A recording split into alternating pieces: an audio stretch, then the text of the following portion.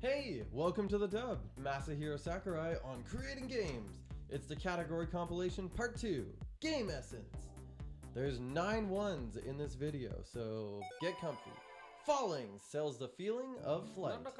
When you're designing a game and you want to create the sensation of flying freely through the sky, start out by adding a falling mechanic or some other kind of penalty. Or, if you want, you can replace the penalty with a requirement the player has to meet in order to fly. In games where you can fly, you want those controls to feel good, right? Of course you do. However, no motion will really feel complete until you introduce an opposing element. In flying games, that's falling. In games where you move at high speeds, it's the conditions to slow players down. In the very first Ace Combat, for example, you're flying along over the ocean when you come across this long bridge. Doesn't it make you want to fly right under it, like so? It feels so great to pull that off. And this great feeling comes from the inherent risk. It's the same sense you're just barely scraping by. If you hit the bridge, you're finished. If you crash into the water, you're finished. The real fun is threading that needle. Imagine a game with nothing but sky, with no ground at all to crash into. It wouldn't have any tension. In that sense, you can see how flying games set in outer space can be harder to get that right than those set in Earth's atmosphere. Similarly, dogfights where you just shoot at enemies at high altitude don't come together quite as quickly as stages with ground and obstacles to contend with. As for making superhuman feats of nature and similar flying mechanics feel good, I'd say you need to get the player's interaction with the surrounding environment absolutely spot on. No room for errors. Perfect. In Kirby's Air Ride, your machine will fly when you launch off cliffs and ramps. Not only is it fun to search out those flight spots, but there's a mix of air ride machines that can fly and others that can't, both of which serve to make the flight itself more enjoyable when you do get it. When you're adding a new mechanic to your game, think about how would you oppose that same mechanic as well. It's like how player attacks and enemy attacks, they come as a set. Risk and reward are two sides of the same coin. That's the first one done. Moving on, number 2. Do we really need enemies? Stress, please. Oh, grandmother, why do we defeat enemies? So we can power up, my dear. Why do we need to power up? So we can defeat bigger, better enemies, my dear. Well, it sounds a little silly when you put it like that. Most games, certain story-driven titles and puzzle games aside, feature enemies that you'll have to defeat. I'm sure someone who doesn't play games would be concerned when, they see all of the shooting, smashing, and slicing. Are we sure that's really necessary? Things that we've come to expect have a reason for being that way. It's a good question to these concepts, but let's dig a little deeper into that. With some exceptions, the average game provides fun by first applying stress and then relieving that stress. We talked about it. There's an obstacle, or in other words, there's a stress. Then this obstacle, it's removed. It's the relief. It's that moment you feel when the weight is being lifted. You're then rewarded with an item or experience to help you get stronger. That's growth. This makes you excited for whatever comes next and gives you that high sense of satisfaction. As a result, the next obstacle becomes easier to remove. That's progress. You can advance further in the game now. Stress, relief, growth, progress. Boom! The initial stress aside, these 3 are what actually makes the game fun.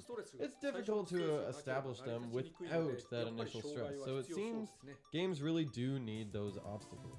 In Undertale, for example, the game is designed so you can finish it without defeating any enemies, but it still has plenty of stress.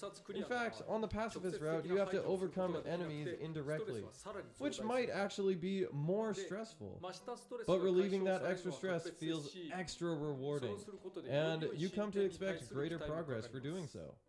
the pacifist ending. Stress can come in many forms, not just directly through enemies and game mechanics. In adventure games, the main character and their friends might find themselves in peril, which that is stress. Finding a way to relieve that stress and move forward brings its own kind of fun and joy. Needing to pay for things is another form of stress and relief. Having something expensive to buy means you can save up and look forward to owning it. There's no point in a mining game where you can get infinite resources but have no way to use them, right? To summarize, it's possible to take enemies out of games if you want, but you still need the stress and relief that they do provide. When designing your game, try to also include elements of growth and progress whenever possible. And that's number 2. We're moving on. Category number 3, haul in, shell out. Consider rewards first. Especially in games about defeating enemies, it's essential to provide bonuses and rewards for taking down foes and completing missions. Even old games give you a score. That's clearly not enough, though. Hence why we now reward players with power-ups, money, experience, skill points, and more. Even without these rewards in place, your game will still be a game. After all, you could say progression is a reward in and of itself. Still, that alone doesn't quite cut it as a motivating factor in modern games. More than anything, rewards are the source of a player's investment in a game, and so we certainly want to work them in. This depends on the game, of course, but once you have the bones of your game, it's time to start thinking about those rewards. Money, or points, numerical rewards, you save up over time, and so naturally, come packaged with a way to spend them. If the things players get for spending rewards are somehow unappealing or unsuitable, it won't turn out so great. But materials are another way to quantify rewards. The players collect materials and then use them to create something new. It's vital for the player to feel like they're profiting and that the product is a must-have. I need it. You could say this is a particularly effective technique. Other types of rewards include collectibles, or playable characters, or equipment that you can use. Whether you make the player trade these rewards with saved up currency probably depends on the goals of your game. This is my own impression as a player, but gameplay focused on collecting rewards can be fun, though sometimes it can feel like a real chore. Imagine a game where you gather materials and rewards, where it feels like collecting is the only thing you're doing.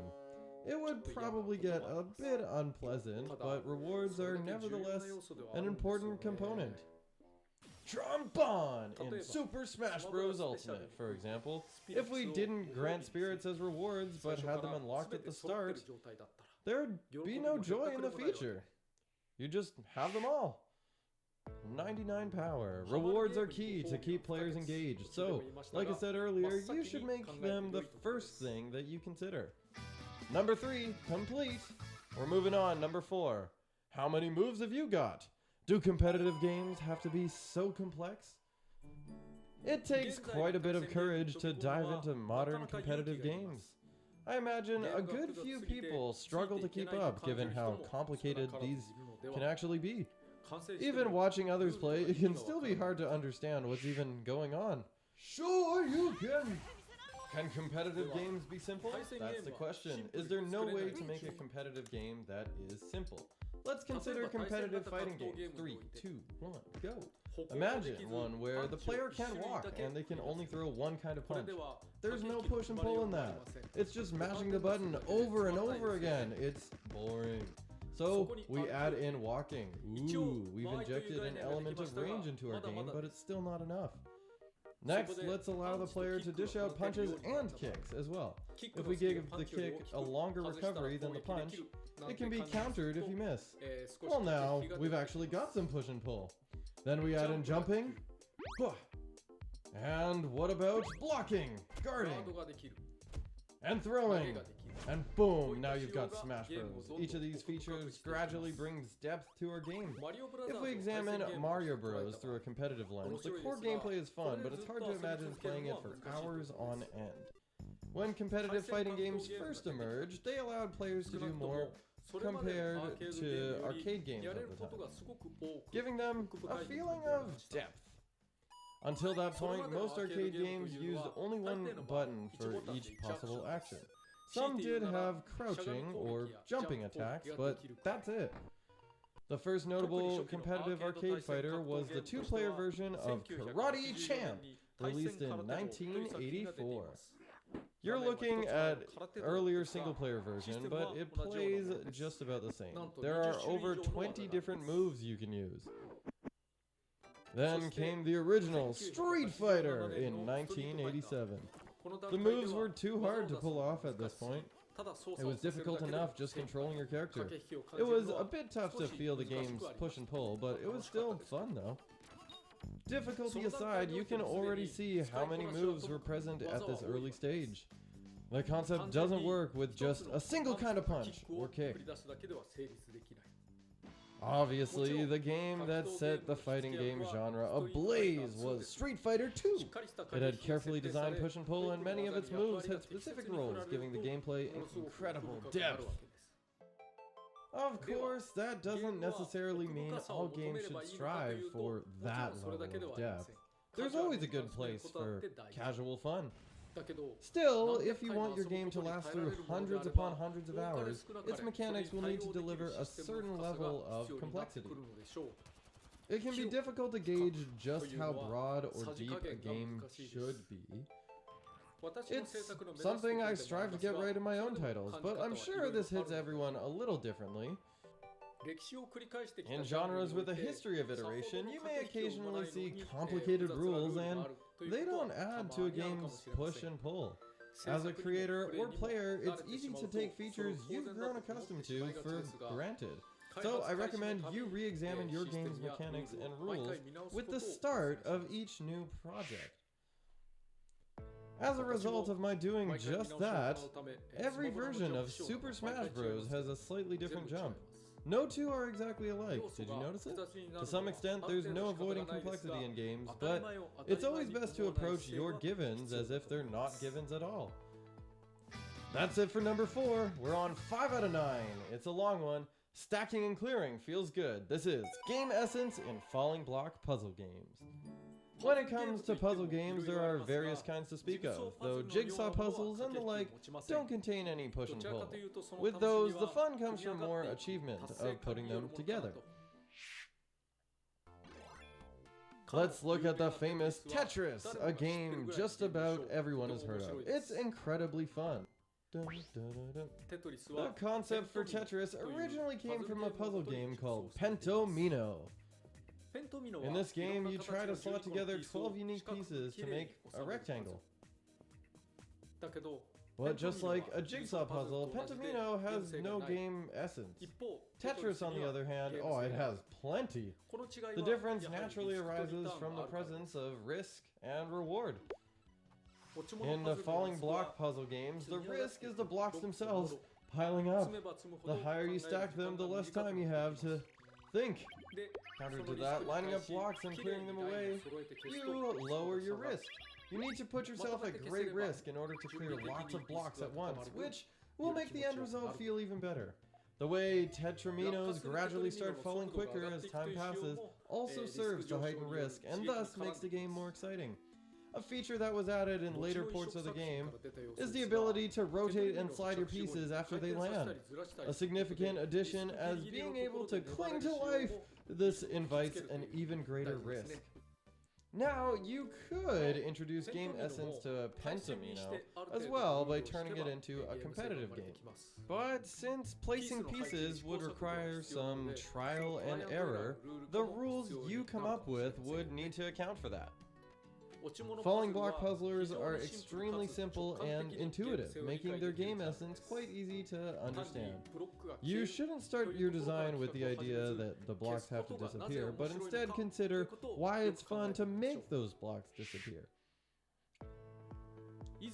I've spoken previously about the design process of Meteos. The truth is, it only took 5 minutes to come up with the core idea of launching blocks. Even though I'm bad at falling block puzzle games, this was possible because I already understood the game essence inherent to the genre. If you understand the principles of game essence, you'll be able to ideate quickly, even for games that you're not great at. Keep turning into the game essence category for further details and on this topic and more. Here is number 6 up on the horizon. Dying comes as a relief? Huh? According to a study done overseas, people playing competitive first-person shooters, they feel anxiety after defeating an opponent, and they feel relief when they themselves are defeated by an opponent. Huh? How's that? You'd think it would be the other way around, right? But if you consider it more carefully, you'll see there's something to it. Being defeated actually gives players a sense of release from the stress. You could say that feeling is a part of what makes the game fun. For an in-depth analysis, you can check out page 148 of Think About Video Games X, but I'll sum up the general idea here. First, it's possible the character isn't being viewed as someone to empathize with. Think about when your character dies. If you actually empathize with the character, each death would make you sad. But that's not the case, right? No tears? Aww. Next, the game's rules can sweep away any sense of disappointment. Whether the clock keeps running or a rematch round begins, as long as restart times are relatively quick, you can keep pushing forward. You won't have time to feel upset. Just keep going. Finally, defeating an opponent may not be an actual reward. Your ultimate objective is to win. So if defeating an opponent isn't the decisive match-settling moment, then you haven't yet completed your objective, meaning it's way too soon to relax. In a way, defeating an opponent shows a potential future where you're the one who's defeated. Right? Whether you're doing the defeating or being defeated yourself, when the fun of those moments really clicks, there's no better entertainment. Personally speaking, that's the point I'd like to make clearest. Ugh, I can't believe I lost that, but I'll get you next time. All of this, including how you get players to keep trying after death, merits careful consideration. Remember, competitive games aren't only about the joy of dominating your opponent. They're about much more than that. Anyways, number 7, we're coming up. Mountain climbing, it's more than just climbing. Number 7, here we go. In role-playing games and other titles that feature character growth, you have to balance the player's strength with increasingly difficult enemies and obstacles. If you plot those on a graph, well, you might expect them to form a straight line diagonally upwards. But no, that is not good. Let's not do that. In actuality, many games use more of a quadratic curve that rises towards the end, but that's not my point either. My point is, it's not a good idea to keep the player and enemy strength in direct proportion. Think of it like mountain climbing.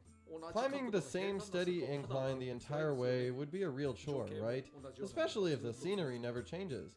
Or if only highlights are periodically placed at the rest stations. There's no joy in that, I'd say. It's just work. But of course, that's not how real mountain climbing goes.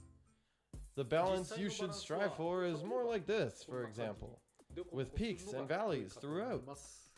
There are plenty of challenges to surmount, but also flat plains to breeze through. Generally speaking, these challenges and points are usually structured around boss battles. Bosses shouldn't just be stronger versions of regular enemies in the game. Instead, placing a boss should force the player to form a strategy. And once they'll be able to pull it off, they should get a nice reward for their trouble.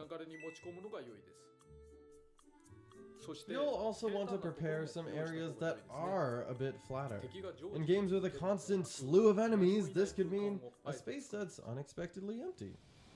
It's also effective to add spots where players can just rack up gains. You know, measures like these are what makes game explorations even more fun.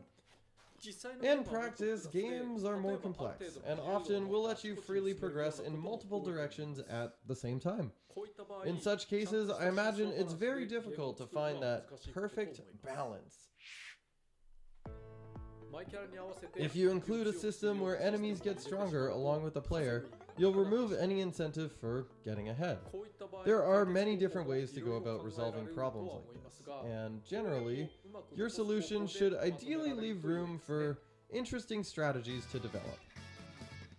There's only 2 left. Number 8, right back in there, and we're gonna make retires quick.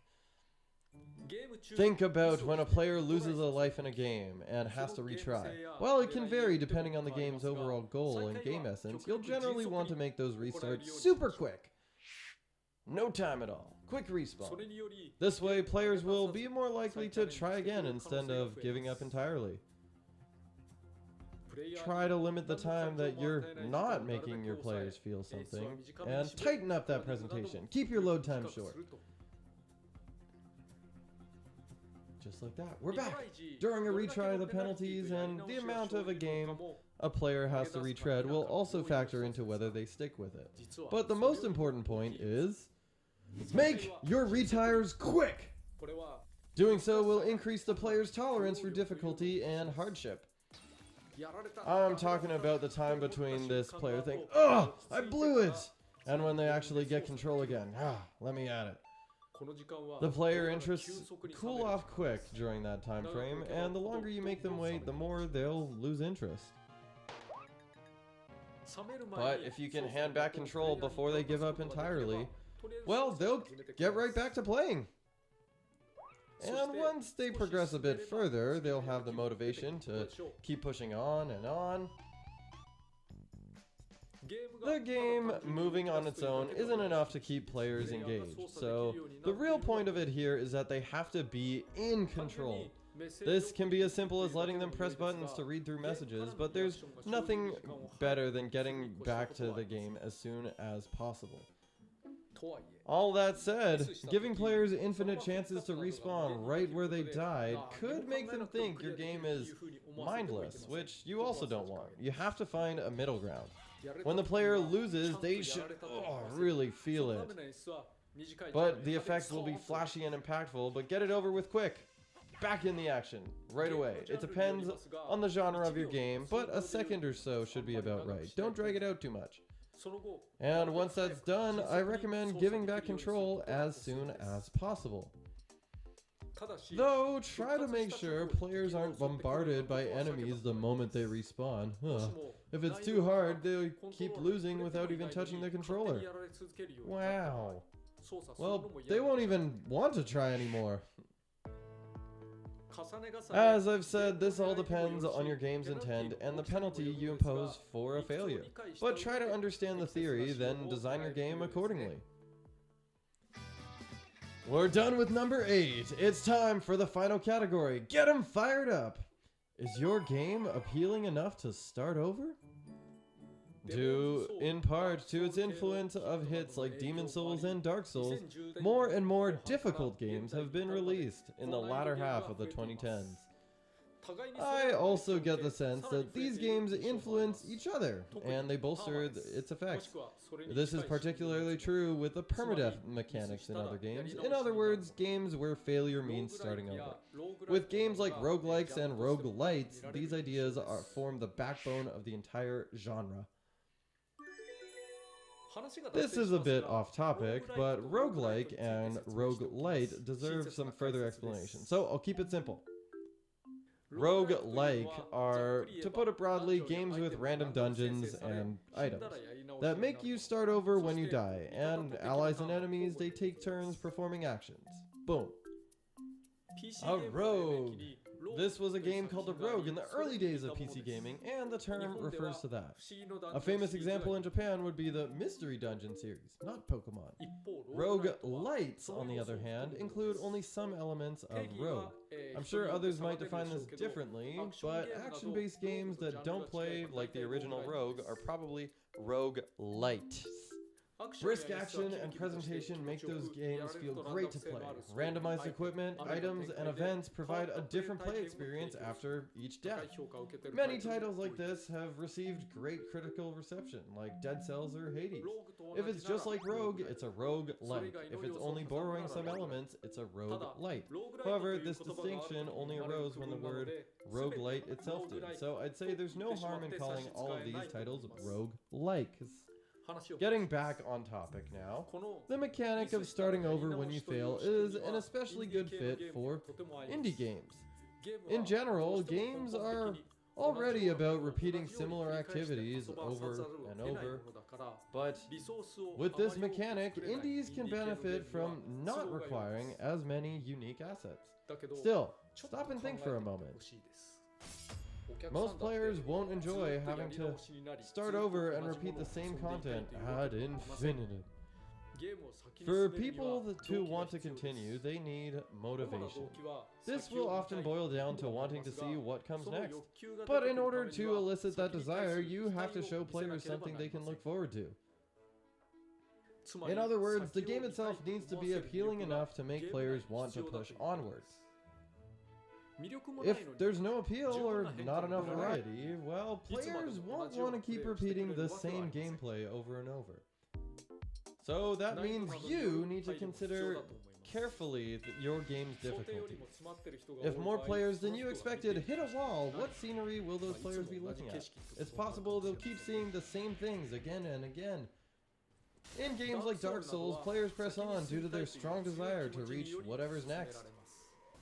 For some people, this feeling is built upon the trust that they have in FromSoft, or Mr. Miyazaki himself. But don't expect players to play a title that mimics these game systems. If it doesn't create the desire to see what comes next, well, how do we infer what will keep players from moving forward? That depends on the game's volume and how the story unfolds, how it's fleshed out. So, just because other games are hard or because you can scrape by in the games industry, don't assume players will want to stick with it. As for me, I play plenty of games, but to be honest, I often stop playing these types of games pretty early on. Time is valuable, and it's better for me to experience lots of games and get fresh stimuli. As a game creator, it's good to think hard about the kind of appeal that each of your titles can provide. In particular, you should try to consider how players will feel repeating the same area over and over again. We've done all of the category complete! There it is, yet again. That's part 2 of this category compilation. Thanks so much for listening. Catch ya laters.